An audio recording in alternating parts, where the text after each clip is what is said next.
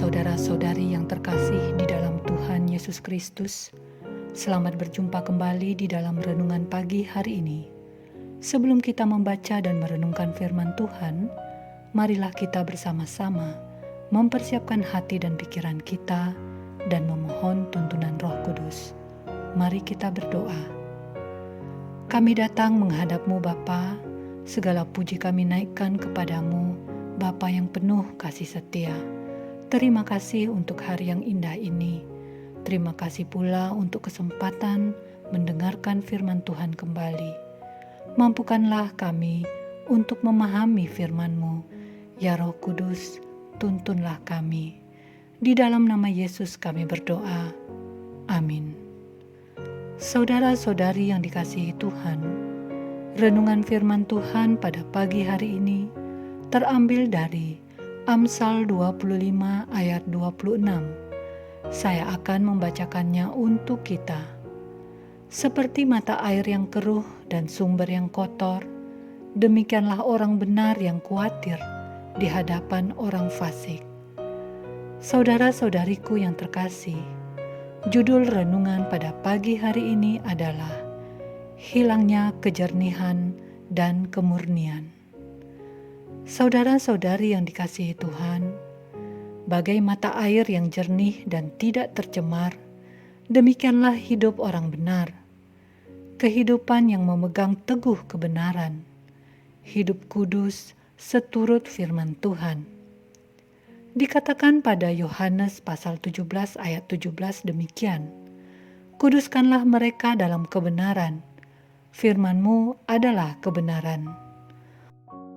Orang benar akan senantiasa berpikir lurus dan menjunjung tinggi kejujuran. Orang lain mempercayainya dan dapat mengandalkannya. Namun, kejernihan air itu bisa juga dikotori oleh jejatuhan dedaunan, tanah lumpur, dan lain sebagainya.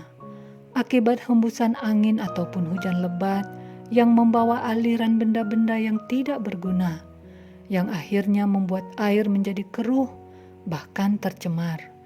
Dibutuhkan aliran air yang konsisten agar air kembali jernih dan murni. Bagaimana pula jika sumber mata air itu benar-benar tercemar? Jika demikian adanya, maka air itu sudah tidak layak lagi, sudah tidak berguna. Bahkan air itu dapat mencemari tempat-tempat yang dilewatinya, juga menjadi sumber penyakit bagi orang yang tetap memanfaatkannya. Saudara-saudari yang dikasihi Tuhan, ketika orang benar mulai tidak tahan terhadap pengaruh luar yang menghampiri terus-menerus, sehingga mulai membuat kabur di dalam bersikap, di dalam menilai sesuatu hal, juga menurunkan kepekaan untuk menilai sebuah kebenaran atau kesalahan. Ketidakjujuran mulai merambati pikirannya, maka dapat dipastikan orang tersebut sudah kehilangan kejernihan dan kemurniannya. Lama-kelamaan, hal kefasikan dianggap sesuatu yang bisa diterima, bahkan dinilai sebagai sebuah kebenaran. Ia sudah menjadi air yang keruh dan sumber yang kotor, sudah tidak dapat dipercaya dan sudah tidak dapat diandalkan. Akibat mengikuti pengaruh mayoritas orang, ketakutan menjadi orang berbeda, tidak memelihara iman, telah membuat kegagalan banyak orang di dalam menilai sebuah kebenaran. Apakah kebenaran tersebut benar-benar seperti yang diperkatakan firman Tuhan, atau hanya sebuah kebenaran menurut prinsip dunia? Saudara-saudari yang dikasihi Tuhan, kebenaran orang fasik memang menggelisahkan. Kebaikannya adalah palsu dan sorak-sorainya hanya sebentar saja. Bergaul dengan orang fasik akan melemahkan, kelemahan yang menjadikan kita bagian dari mereka. Sebaliknya, bergaul dengan orang benar akan menyehatkan kita. Oleh karenanya, hendaklah kita peka di dalam menilai mana orang fasik dan mana orang benar. Sebagai orang Kristen, hendaklah kita teguh di dalam kebenaran. Jangan mau kalah, jangan mau lemah, jangan mau digoyahkan dan mengikuti kehidupan orang fasik. Lawanlah dengan iman yang teguh, menggunakan perisai iman untuk mengalahkan yang jahat. Buat kokoh perisai itu dengan menebalkannya menggunakan firman Tuhan. Artinya adalah kita perlu belajar terus-menerus mendengar, membaca firman Tuhan. Jadikan kegiatan ini menjadi kesukaan dan disiplin melakukannya. Biarlah Roh Kudus berkarya di dalam diri kita, agar kita tidak kehilangan kejernihan dan kemurnian. Demikianlah renungan pada pagi hari ini.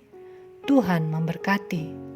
Kita akan menutup renungan dalam doa, tetapi jika saudara ingin didoakan secara khusus, hubungi email kami. Kerinduan kami agar channel ini menjadi berkat bagi banyak orang. Mari kita berdoa. Bapa Sorgawi, kami mengucap syukur untuk berkat firman Tuhan yang baru saja kami dengarkan. Kami menyadari bahwa kami sangat membutuhkan pertolongan-Mu, agar kami tetap mempunyai kepekaan di dalam memilih jalan kehidupan ini, jalan yang benar, seturut firman-Mu. Biarlah Roh Kudus-Mu senantiasa menuntun kami, membuang jauh keraguan-raguan kami di dalam menentukan mana hal yang benar dan mana yang salah. Kecondongan kami sebagai manusia yang selalu berbuat salah. Tolonglah ya Bapa, ampunilah kesalahan kami, dan berikanlah kami hikmat-Mu. Kami akan melanjutkan aktivitas hari ini. Kami serahkan sepenuhnya perjalanan hidup ini hanya di dalam tangan pengasihan-Mu. Terima kasih Bapa, di dalam nama Tuhan Yesus Kristus kami berdoa. Amin.